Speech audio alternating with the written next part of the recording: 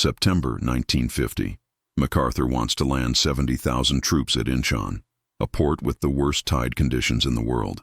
Naval experts calculate the odds of success at 5,000 to 1 against. The Joint Chiefs think it's suicide.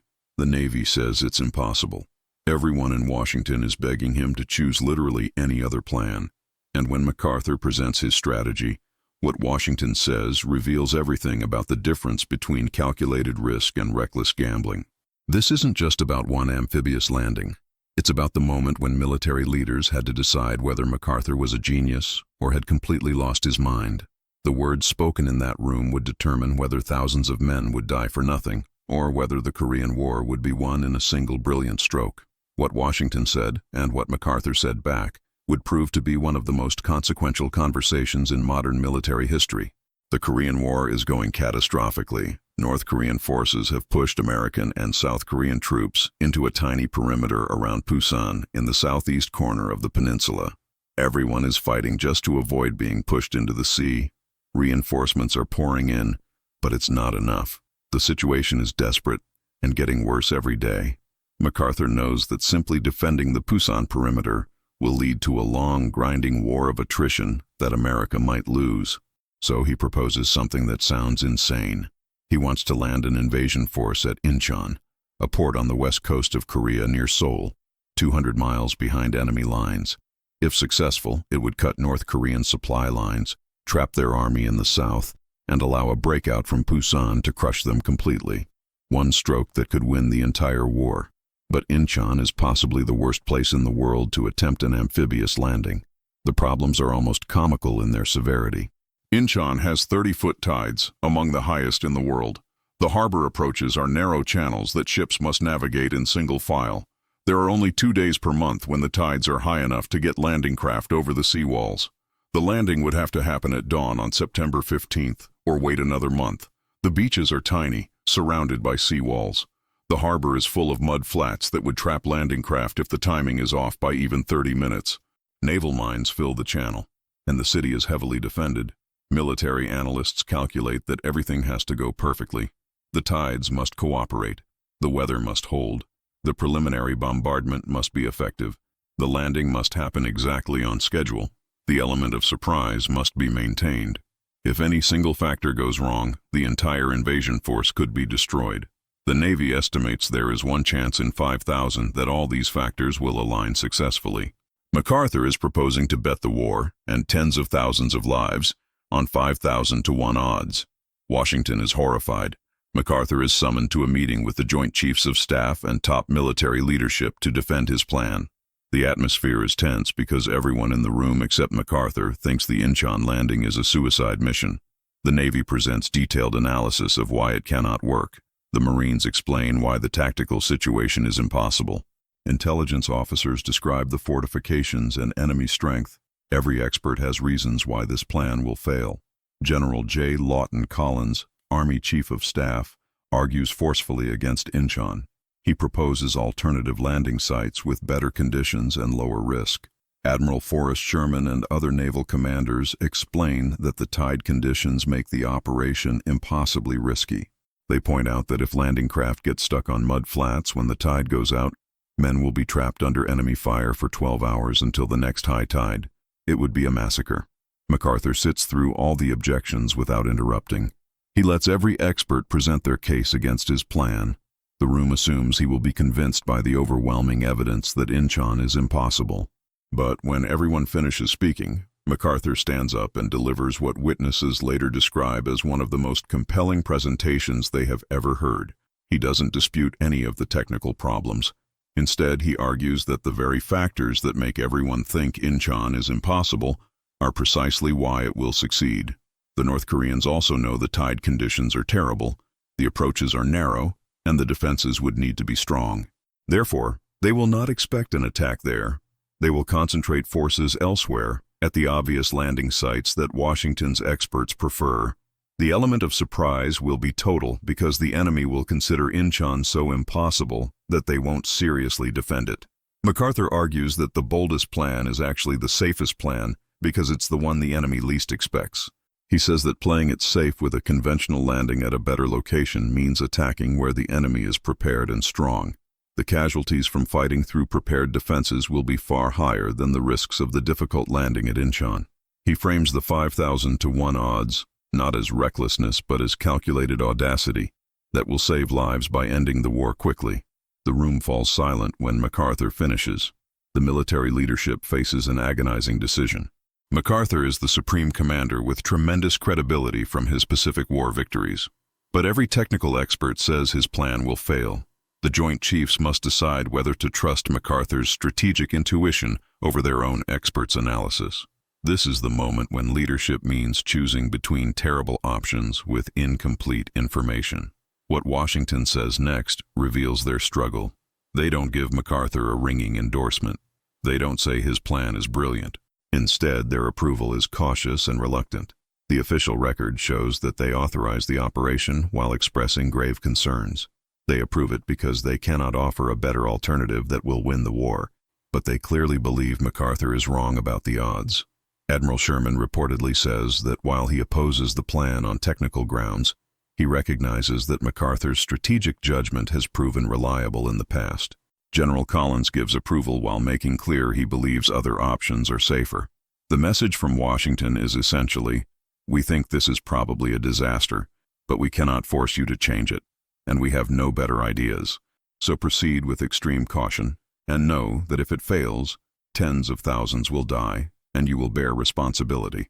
This qualified approval reveals the loneliness of command. Washington passes the decision back to MacArthur. They are telling him that if Inchon succeeds, he gets the glory. If it fails catastrophically, he gets the blame. They are covering themselves while forcing him to fully own the risk. MacArthur accepts this without hesitation. He believes so completely in his plan that he is willing to bet his entire reputation and legacy on those 5,000 to 1 odds. The final authorization comes with conditions. The landing must happen on September 15th when the tides permit, or it will be canceled. Reconnaissance must confirm that defenses are not stronger than intelligence estimates, and MacArthur must personally certify that conditions favor success. Washington is essentially telling him, "You can do this, but we want it in writing that you took full responsibility for the consequences." As the invasion force assembles, the doubts persist. Naval officers planning the operation remain convinced it cannot work. Marines training for the assault understand they might be landing in a death trap. Even some of MacArthur's own staff privately believe the operation is too risky. The weather forecasts are concerning. Intelligence about enemy dispositions is incomplete. Everything that can go wrong still might go wrong. September 15th arrives. The weather is barely acceptable. The tide calculations are precise down to the minute. The first waves hit the beaches at dawn, and then something remarkable happens. MacArthur's strategic intuition proves absolutely correct. The North Koreans are caught completely by surprise. The defenses at Inchon are minimal because the enemy considered an attack there impossible. The landing succeeds far more easily than anyone except MacArthur predicted. Within hours, tens of thousands of troops are ashore with minimal casualties. The seawall is scaled. The city is captured. Within days, Seoul is liberated. The North Korean army in the south finds its supply lines cut and begins to collapse. United Nations forces break out from the Pusan perimeter. The North Korean military disintegrates. In 2 weeks, MacArthur's impossible plan transforms total defeat into overwhelming victory. The 5,000 to 1 odds that terrified Washington proved to be meaningless because MacArthur understood something the experts missed. He knew that tactical impossibility creates strategic opportunity. He knew that the enemy makes the same calculations as your own experts, so the place your experts say is impossible is exactly where the enemy is unprepared. He was willing to bet everything on the premise that boldness itself is a force multiplier that changes the odds. Washington's cautious approval and MacArthur's vindication create a dangerous dynamic. MacArthur's reputation becomes almost godlike. His strategic judgment seems infallible. The doubters in Washington look foolish, and MacArthur himself becomes more confident that his intuition is superior to expert analysis. This sets the stage for future conflicts where MacArthur's certainty will not be matched by similar success. But in September 1950, he is proven spectacularly right about Inchon. What Washington said when MacArthur proposed the Inchon landing was not inspiring or confident. It was reluctant authorization, weighted with doubt, and transferred responsibility. Yet this turns out to be exactly the right response because it forced clarity about accountability while respecting MacArthur's operational authority. Washington did not micromanage. They did not prohibit the operation despite their fears. They empowered their commander while ensuring he understood the stakes. MacArthur's response to Washington's doubts was to accept total responsibility without hedging or blame shifting. He did not try to spread accountability to his staff or to the experts. He said, "This is my plan. I believe it will work, and I accept all consequences." This willingness to own the decision completely is the essence of command. Leaders at the highest level cannot hide behind committees or consensus. They must decide and accept the outcome. The Inchon landing becomes a case study in military education precisely because of this dynamic between Washington and MacArthur. It demonstrates that sometimes the boldest option is the wisest choice. It shows that expert consensus can be wrong when experts all make the same assumptions. It proves that strategic surprise can overcome tactical obstacles. And it illustrates that leadership means making decisions when the odds look terrible and the experts are certain you are wrong. But the story also contains a warning. MacArthur's success at Inchon reinforces his belief that his judgment is superior to others. When he later pushes north to the Yalu River despite warnings about Chinese intervention, he is operating from the same mindset that succeeded at Inchon.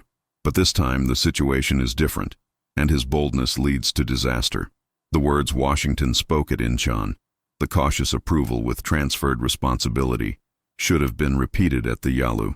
Instead, MacArthur's prior success made everyone reluctant to question him again. The ultimate lesson is that 5,000 to 1 odds can be overcome when you understand something your enemy does not. MacArthur understood that the impossible approach would be undefended. He was right at Inchon. The tragedy is that he later believed the same logic applied everywhere, and it did not. What Washington said when MacArthur proposed Inchon, that reluctant authorization weighted with doubt, should have been their response every time. Command must always balance boldness with accountability and confidence with humility.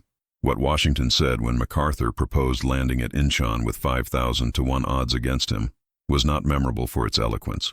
It was significant for what it revealed about leadership under uncertainty.